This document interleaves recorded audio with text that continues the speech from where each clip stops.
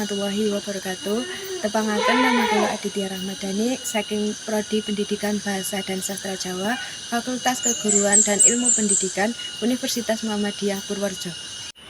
Dinten menika Rebo, 17 Desember 2023, kula ngadeg wonten ing lebetipun wisata Gua Seplawan badhe nerangaken sekedhik isinipun wisata Gua Seplawan. Dene teng mriki wonten patung Siwa Parwati sing nyimbolake dene riyin nate ditemokake arca emas Siwa Parwati teng lebetipun Gua Seplawan. Lan uga teng mriki wonten Gua Seplawan sing dados objek wisata utama teng lebetipun wisata Gua Seplawan menika. Saklintune gua lan patung uga wonten warung-warung sing biasanipun kagem jajan lan ngaso nalika dolan wonten ing Gua Seplawan. Lan uga wonten gerdu pandang sing biasanipun kagem ningali keendahane kutha Yojo lan kutha Magelang saking wisata Gua Seplawan.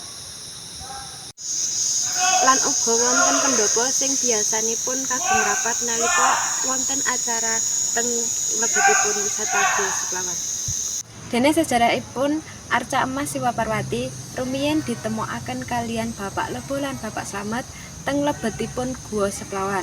Lan Gua Seplawan menika sakniki dipun kelola kaliyan Bapak Kelik lan sekaligus dados juru kuncinipun Gua Seplawan. Dene ditemokakenipun Gua Seplawan inggih menika nalika tanggal 15 Agustus 1979 sesarengan kaliyan ditemokakenipun arca emas Siwa Parwati. Dene Gua Seplawan punika wonten ing tlatah Dusun Katerban, Desa Donorejo, Kecamatan Kaligesing, Kabupaten Purworejo. Dene sandadosaken pengunjung gadah kepinginan dolan ing Seplawan amarga pemandanganipun sing sae lan papanipun sing asrep lan sekeca kagem refreshing. Dene situasinipun Gua Seplawan sore menika radi kabut lan uga tasih kathah pengunjung teng Gua Seplawan punika. Cekap semanten anggenipun kula nerangaken lebetipun wisata Gua Seplawan kathah lepat lan luput nyuwun agunging pangapunten. Wassalamualaikum warahmatullahi wabarakatuh.